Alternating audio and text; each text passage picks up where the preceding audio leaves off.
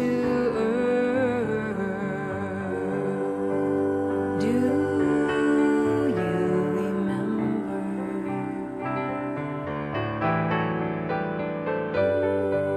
Why have we taken birth? Do you remember?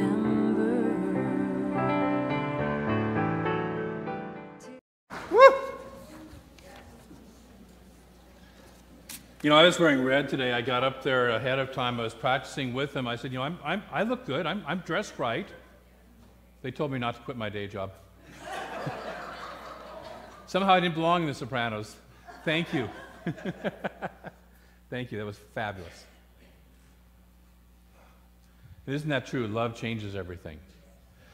And not just the love when you, quote, fall in love with somebody else, but when we live in love. When we live as love, when we discover who we truly are, we are love, it changes everything. So I have a whole talk on love. I'm going to wait for just a minute on that talk. We're going to delay love. We're actually going to bestow some love in a little bit different direction. It's also President's Day weekend. Tomorrow is President's Day. Are you aware of that? Yes. And you are now. And what a thankless job, right? I mean, I think it's tough being the senior minister of this community. You know, no matter what I do, somebody's unhappy about it, and I hear about it, you know. So, you know, think about that multiplied by what, 300 million people, you know, these days, and then the rest of the world looking at you also and stuff like that. And so I wanted to just take a moment to honor our presidents from Washington to Obama and everybody in between, whether you like him, whether you don't like him, whether you agree with them or disagree with them, whether you're with their political party or not. Thank them for taking on that job. Because you don't want it and I don't want it. Well, I don't want it. I don't know if you want it. Anybody running for president next term? It's open, I hear. Okay. So let's just take a moment and bless them and thank them for that. And so just take a moment in your heart to find the place in your heart where beyond the ideas of right and wrong thinking, right and wrong politics and all that stuff, we bless each of the people who has ever stepped into that role for our country and each of the people who ever will step into the role for that country, for this country. And just bestow our love and our blessing and our goodwill upon each of those people, knowing that they are guided with wisdom and harmony, knowing that each of them does the best that they absolutely can with the circumstances they are handed and given, just as we all do in life. And for this I give thanks, and I call it and each of them good. And together we say, and so it is. Thank you. The subject tonight is love. And for tomorrow night as well. As a matter of fact, I know of no better topic for us to discuss for the rest of our lives. It's a wonderful poem from Hafiz, the Sufi mystic. The subject tonight is love, and for tomorrow night as well. As a matter of fact, I know of no better topic for us to discuss for the rest of our lives. Isn't that great? Ernest Holmes says, love is the central flame of the universe, nay, the very fire itself. And he's not just talking about, do I have a boyfriend or a girlfriend or a husband or a wife? He's not talking just that kind of love. That's included. But we're talking about the love that is central. Every mystic who has ever touched the infinite, every mystic who has ever had an experience of the infinite has had an experience of immense pure love. It's been said that God is so dysfunctional that he loves us no matter what we do or don't do. Can't stop. Okay? You know, Jesus, I love the story that one of the great stories of love, one of the great stories of the Father, is a story that unfortunately got labeled the prodigal son, but it's not about the prodigal son. It really isn't. I don't know who labeled that thing. They should be re-educated. Lovingly, of course. Because it's the story about the father, and the father has his son, his second son, not his primary son, but his second son, who asks for the inheritance. his inheritance. Now think of this. You got a couple of kids, your younger kids, say 17 years old, comes up to you and says, hey, Mom, hey, Dad, you're going to die anyways. Why don't you give me my inheritance now? I don't want to wait until I'm old to spend it. How many of you would say yes? In the story, the Father, who represents the Father, the infinite, says, yes. You've heard this story before, haven't you? Okay, some of you have, okay. The Father says yes, because that's what the universe always says, is yes. No matter what we ask it, no matter how stupid or dysfunctional our request, the universe says yes. No matter how brilliant and wonderful our request, the universe says yes. And so the Father says yes. And the Son heads off to Vegas. You didn't mention where our spiritual convention was, did you? We're going to Vegas. I'm flying there this afternoon. Mary's coming tomorrow. Reverend Barbara's going to be there. You know, we're science of mind ministers. We like to have a good time while we, do our business too. So, and what is said in Vegas is going to stay in Vegas. Is Janessa here? Janessa's not here. She told me I could tell her, but we'll take that into confidence. The kid went out and blew all the money. Ends up feeding pigs, which is about as low as a Jewish boy could go in those days. Today we'd say he was homeless, living with a little crack habit, diving out of a dumpster, okay, down at the bottom of his life. And he finally, it says, comes to himself. He remembers who he truly is. He's his Father's son. And he remembers that the hired hands of his Father live better than he's living now. And so he decides to head back to his Father's house. And his Father is sitting there on the front porch, looking, waiting for him.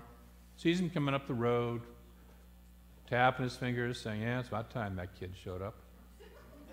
Kid comes up to him, the dad says, you're going to earn your way back here. You have to work out in the back 40 for about 10 years to work off what you just... Is that how the story goes? That's not how the story goes? She teaches the Bible classes. I'll have to check in with her. I think the story was that the father rushed out, the minute he heard the son was coming back, rushed out to meet him, brought with him some new clothes and a nice ring, threw a big barbecue with all the neighbors, big party, and said, thank God, celebrate, my son is back. The Father loved the Son no matter where he was in that journey. The Infinite loves us, each of us, no matter where we are in that journey. No matter who we are, no matter how screwed up we've been, the Infinite loves us anyways. Do you know that? I don't know how it was. I went, like many of you, to one of those more traditional Christian-type organizations in my youth. They didn't teach that. They taught that God kind of liked some people better than others, and some of people would be going to a lake of fire and all like that. I don't know how they took Jesus' teaching and turned it around into that, but that is not what Jesus taught. Okay? So if you're hanging on that in your head anywhere in the back of your mind, that is not the truth, and that is not what was taught.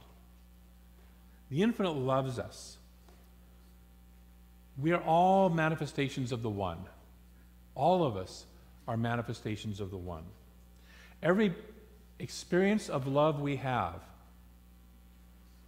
is an experience of love with the capital T, the Beloved, the One. So that partner that you have, that parent that you have, that son or daughter that you have, that you love, they are an expression of the divine. Behind them, within them, through them. If you look carefully, you see the infinite. If you're in a partnered relationship and your partner is sitting with you right now, take a look in your partner's eyes, just for a moment, and see the infinite. See the love, the capital L, love. If you're not in that, see it through, as the poem invited us, in the ordinary things of life. From the soap dish and the window latch and the stairs, the chair you're sitting in, the universe loves us. Breathe that in. The universe is absolutely, madly, passionately, divinely in love with us. Love is inconvenient. Have you ever noticed? Deepak Chopra has a wonderful thing here. It says, people often think of relationship in terms of convenience. But what could be more inconvenient than having every fiber in your body touched by the timeless gifts of passion and love? What could be more inconvenient? You know, when I first came here, I had a pretty good life. I got a nice home. I got it all settled in, moved. I had everything in its place, right where I wanted it to be. I kind of had a routine down. I had a drill. I had my job. And then some dang woman walked into my office one day and said, hi, inconveniently. And off we go into that, fiber of, having every fiber of your being. Now I got to make room for, her soap dish. And she comes with a baby. Now, who can hate a baby? 3-month-old, 4-month-old baby? What are you going to do?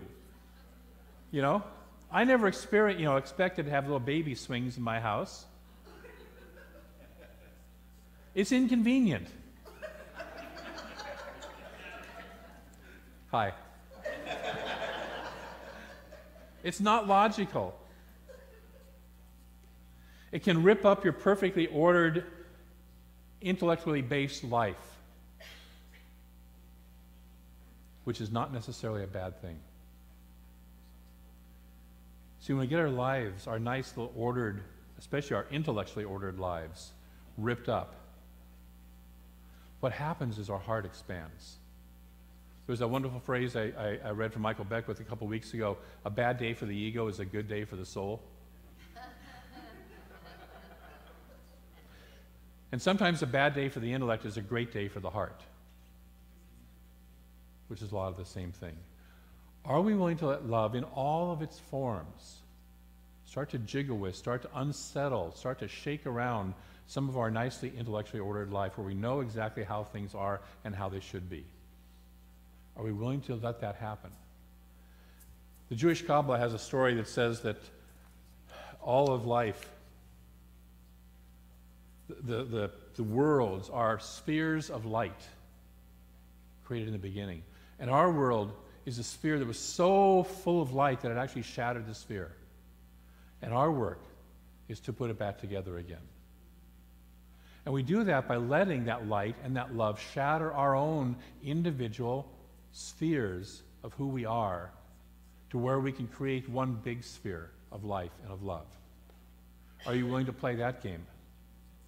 Are you willing to let love shatter your life? Whoa. And many of us say, ooh, it's not convenient. Yeah, it's not. But you know what's on the other side of that? Greater love. Greater joy than you've ever experienced before. Because when we allow spirit in any of its forms, whether it's love, whether it's joy, whether it's prosperity, whether it's health and vibration and aliveness and life, to shatter our lives, whether it's beauty. Have you ever been so touched by beauty that you're standing there crying? Yes. Okay? When we let something shatter our normal self, our proper little, you know what I'm talking about, right? The little self we try and present to the world that, I got it together. Yep, I got it together. When we let that self be shattered, be melted away, something more comes out than we've ever experienced before. And so are you willing to let love shatter your life? Are you willing to let it melt away all the other stuff that's unlike it? Because ultimately, love is how we stand and how we experience and how we express the divine. The divine is love. We have to stand unprotected, unashamed, with nothing to hide.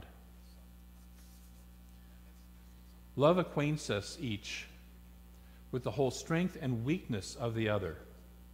For it is the nature and end of this relation that they should represent the human race to each other. The purification of the intellect and the heart from year to year is the real marriage. Are we willing to stand naked and unashamed with the beloved, and whether that beloved is the person with us or not? The other night I got to have an experience in which one of those aspects of myself that I really don't like came out in our relationship. And I had to stand and face that. Actually, I was not standing, but anyways. But I had to face it. And work through it. And letting love work through it. And we have a richer relationship because of it. And I'm a richer person because of it. Are we willing to stand unashamed in the face of the infinite? Remember Linda Rapon last week, Dr. Linda Rapon last week, was talking about that little closet in which we hide our shadow stuff and stuff our stuff. Are we willing to turn on the light in that closet and let it be seen by the infinite? That doesn't mean we have to hang all of our dirty laundry out in front of everybody. Okay? That's not what I'm talking about. Okay? But are we willing to let that infinite love within us witness us for who we truly are? All the highs, all the, quote, lows, all the stuff we've been. Are you willing to do that? A couple of you are, thank you. Adam and Eve, in that story, when they moved into shame, when they moved into guilt, covered themselves. And when they covered themselves out of that shame and out of that guilt, they moved out of the unity of consciousness with the one. They moved away from it. When we are hiding, when we're covering ourselves up, when we're trying to hide our shame and our guilt, and our blame and our condemnation and all that other stuff, we move out of unity of consciousness. And yet each of us is on the spiritual path. That's why you're sitting in this kind of a center, is because we're on the spiritual path to know, experience, and express the divine more, right? Okay? And so part of that is we have to get honest with, I love Will Smith. We watched a Will Smith movie last night. We have to get jiggy with the infinite. Jiggy. We have to get into oneness with the infinite. We have to get into that divine relationship in which we don't hide anything. I love myself the way I am. How hard is that for us to do? Does not have to be. So love, love calls us to release anything unlike itself. That's the good news and the bad news. Love calls us to release anything unlike itself. Everywhere we've judged and condemned ourselves and others, everywhere we've criticized, it calls us to release that and let it go. So our ultimate journey is to return to pure love. You and I took a vow to be love on this earth, to be love, to give love, and to receive love. How many of you are pretty much kind of aware of the fact that that's one of the core reasons you came to this planet? Okay? The rest of you, if you're not sure, let me help you. It's one of the core reasons you came to this planet. Because we are love. That's all there is. That's the bottom line. That's what the universe is. And so we begin to release that which has blocked us. We begin to do practices which release the blocks of love. We begin to do practices like forgiveness. We just did forgiveness in our practitioner class this past Monday. Forgiveness does not mean that you condone the behavior of somebody else. It doesn't even mean you have to like them. Okay? Doesn't mean you have to go to lunch with them, be their best bud. Forgiveness says, I'm not willing to carry the weight of that hurt around with me anymore. Unforgiveness, it's been said, is like taking poison hoping the other person will die.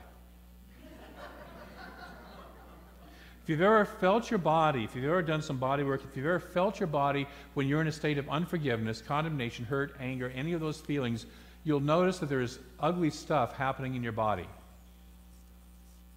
And it happens chemically, it happens emotionally. I would say a whole lot of the diseases on this planet, the physical illnesses that we experience, are from unforgiveness of ourselves or other people. And so it coalesces and it congeals as stuff in our body.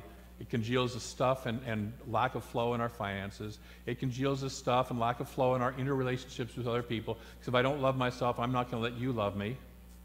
Because how can I do that? I'm not going to let myself have the good I really want because, well, I don't deserve it. Because I got this list of things over here, or I got this list of things that you, they, whoever did. So we practice forgiveness. We practice the release of condemnation. It's been said that Jesus never forgave anyone. He just never condemned. never condemned. That sounds easy, but it's not. We live in an age where the media, have you noticed, likes for us to condemn. I was having a talk with a person on the way back from a meditation pavilion this morning before the first service, and he asked me about ISIS, the Islamic State, the people of whom are doing some things that are really not loving, healthy, whatever, on the planet. And how do we deal with them? How do we deal with that? And the thing that I had to realize is that each of us has an ISIS within us. If it's here on the planet anywhere, and by the way, if it's not ISIS, it would have been the Nazis, it would be the child molesters, we always have somebody, right? And if we forget, the media is really good about reminding us. Okay? If the media doesn't, it's just because, somebody else will help us remember that. Take a breath. We always have that going on in our world. Because it's the place where we ourselves are in hate and hurt and anger, unloving thoughts, desires to kill parts of ourselves or parts of other people. Take a breath. And how would we want to be handled in that way? And it's a challenging question, isn't it? Can we love them while we simply say also, that's not appropriate? See, we teach that all is love and all is law. God loves no matter what. God loves Hitler as much as anybody else. God loves every member of ISIS as much as anybody else. Take a breath. But there is also law that says there are consequences for actions. So when we do stuff hateful, when we do stuff hurtful, no matter how small, no matter how large, there are consequences. Now, how that system works completely, I don't know, because I have a feeling what my experience is that it works on a much bigger than our little 70-year lifetime process. You ever noticed? Okay. One of the phrases that I like to remember is a phrase from the Bible that says, "Vengeance is mine, saith the Lord." When I lived in Seattle, as I was driving down the freeway and people would cut me off every once in a while, I'd use that phrase frequently. I would do that instead of running back up and cutting them back off too. Most of the time I remember that. Sometimes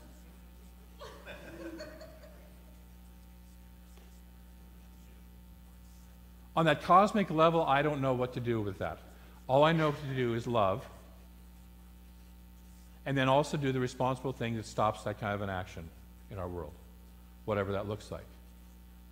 I was talking with somebody else about that earlier, and I said in Japan, the samurai used to oftentimes be hired to come into a village to help with somebody who was like doing stuff that they really were not supposed to do, including, if necessary, kill them. But the samurai would never kill in anger. There's a famous story of a samurai who's about to go kill somebody who had murdered and done a bunch of stuff to things, and the guy spits in his face and insults his mother. The samurai puts his sword back in his scabbard and walks away and says to the villagers, "I can't kill him." And they said, "Why?" I said, "Because now I'm angry at him." So we don't kill in anger, but we kill because, or we stop, we take the action we need to do to stop the behavior. We love still the person behind that. Because whether we like to remember it or not, whether the media wants to convince it or not, whether they even remember it or not, that person is God. As much as you or I. Take a breath. This is a hard teaching. This is a hard process. And yet if we're going to stand in love, and if love is all there is, if God is all there is, then we have to stand in that teaching. Breathe again. So we begin to let go of our unloving ways towards ourselves and others. We stop engaging in unloving behavior. We stop engaging in complaining, criticism, condemnation. I know a person who said, "Well, if I don't complain, what am I going to talk about? If I stop complaining, what else do I have to say?" One of my teachers once said, small minds talk about incidents, mediocre minds talk about other people, and great minds talk about ideas. And so you might look and check, what are you talking about most of the time? Did you see how she's dressed? Oh my God. Yeah. If we're doing that stuff, okay, we're not sitting in the highest consciousness we can. So when we start talking about ideas of love, of life, of greater good, of feeding the world, of lifting this entire planet, of putting our attention on where we want to go instead of what we don't want more of in our lives. You notice the media gives a lot of attention to what we don't want in our lives? If instead we start putting our attention and say, what do I want? If I don't want an ISIS, what do I want instead? And start creating that picture. That's our basic teaching. What we put our attention on, what we're most interested in is what shows up in the universe. Then it starts to shift. If I choose love as my highest way, as my highest good, I'm going to have a whole different experience of life. That's where we let love shatter our nice intellectually ordered world. And it's not convenient. Take a breath. So we're going to, in a moment, do a guided meditation. I'm going to invite Judy. Are you okay, or should I? Nope. Michael, would you do a CD for me? You relax, darling. What we're going to do is we're going to go in and all of us took a vow for love. We're going to recommit to the universe our vow of love. Are you willing to do that? Okay. Our vow to love and to be loved. To experience that. So I invite you to take a breath and relax.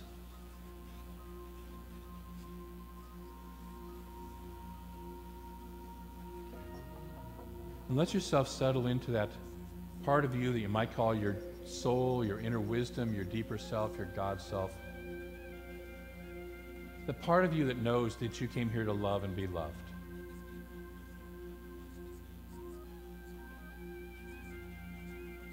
Breathe into that.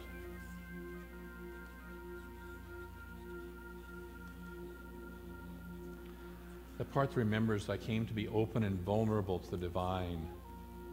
Because the divine is just pure love. It's safe to be vulnerable to the infinite love. Because all there is more love.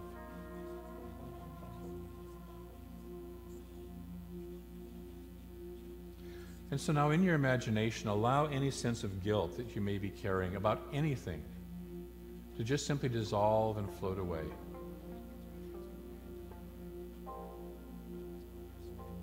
If you need it back later, you can have it back later, but for now we're going to let it just dissolve and float away.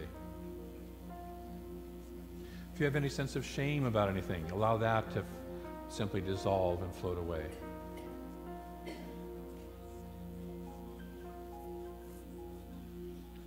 If there's any place that you're blaming someone else, condemning someone else, allow that to dissolve and float away.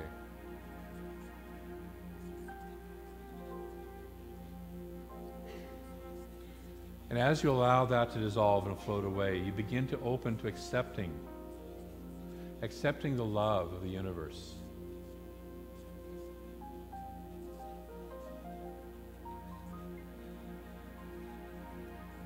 And as your vows, you begin to say again, I accept love in all its forms. And say that.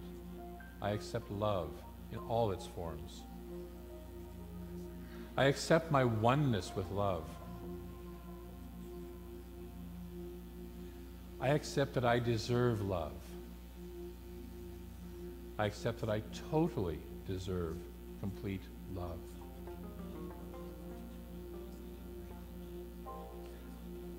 And I accept my true nature as a being of love. Take a deep breath. Allow that to anchor into every cell of your body, every aspect of your being. To remember that you are love and beloved. That you are the divine son, daughter, expression in whom the universe, the infinite, is well pleased. Right now. Exactly as you are. Breathe that in one more time. And when you're ready, very gently come back and be aware of this room. And gently open your eyes.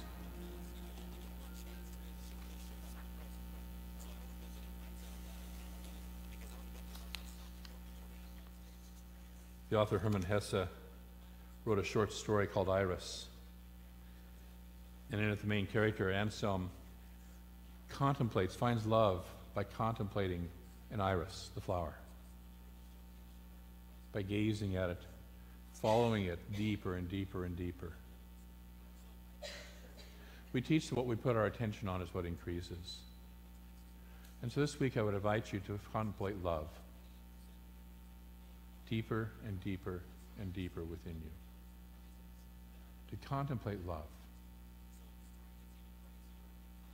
To notice it in the people around you.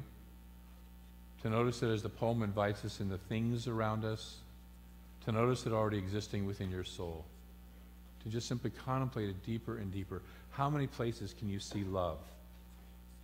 How many little aspects of love can you see? And so our homework this week, 3 things. Number 1, be willing to love and be loved. Would you be willing to be willing to love and be loved? Some of you, yes? Absolutely. Would you be willing to love and be loved? Number 2, would you be willing to become aware of your unloving behavior and let it go? Okay? Yes. Doesn't have to be a big one, but it takes attention. And number 3, and when you let it go, replace it with loving behavior. Ask yourself the question, is what I'm doing loving or unloving? Is what I'm doing loving or unloving? Very simple. And number 3, contemplate the love of the universe for you. As you. Because you're love. In case you've forgotten, you're love in form. Look at your hand and say, that hand is love in form. My hand is love in form. My knee is love in form. The little finger on this hand is love in form. The sole of my foot is love in form. You are love. That's what you are. Right? You know that, don't you? I mean, we all know it. We forget it. We act as if it's not the truth, but we are it. That's the truth. So I want to close with a quote from Mirra Alfalsa, who was Sri Aurobindo's partner. She was known as the Mother. To find the soul, one must step back from the surface and go deep within and enter. Enter. And then there is something warm, tranquil, rich, very still, and very full, like a sweetness. This is the soul. So discover this week and contemplate your soul, your connection to infinite love. And when you do, you will find that everything is waiting for you. And everything is loving you. Let's move into prayer. Take a deep breath. We remember that there is only one presence, one life. Only one. And whether we call it God, whether we call it Allah, whether we call it Adonai, whether we call it Buddha mind, whether we call it Vishnu, whether we call it the Tao, there is only one. An infinite spirit, an infinite presence beyond all the names, that includes all the names, and it is more. And the nature of that presence, every mystic who's ever touched it, the nature of that presence is love. Pure, absolute, infinite, deep love. A love beyond our wildest imaginations, beyond our ideas of how great love is. It is that love. And we are it. We are immersed in it, and we are expressions of it in form. There's no way to be separate from an infinite. There's nothing and nowhere we have ever been that is outside of this infinite and is outside of this pure love. We may think we have. We may think others have. But there is only love. Only that one infinite love. And so I speak my word that we wake up and remember this truth more deeply than ever before. That we open our hearts, we open our minds, we open our entire beings, and let them be shattered by love, melted away in a loving, warm caress of the infinite. So that all the ways we think we have limited ourselves or others have limited us simply melt away into the nothingness that they truly are. And the revelation of the light and the truth and the love of who we truly are is what is expressing and blasting forth from us this week, this month, this year, and the rest of this lifetime. That we open to the richness of that, unhindered, unbridled by anything else. We see that in ourselves. We see that when we look in the mirror. We look at even those parts of our bodies we have judged and said, oh, that shouldn't be there, and say, yes, it should.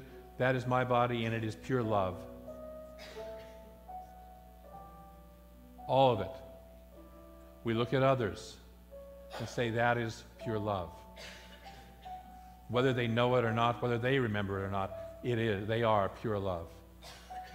And as we know this, this is what expresses ever more in the world. This is what grows in the expression.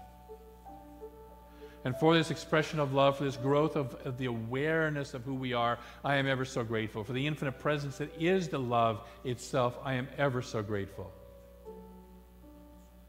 For each person who says yes and takes this deep practice and sits with it and contemplates it and works with it and allows it to shatter their idea of how life should be and move into a greater expression of how life is, how love is. I am grateful. So I release this word into a law that moves it into form and expression in the human level, in this human form right here and right now. It is done. And together we say, and so it is. Thank you.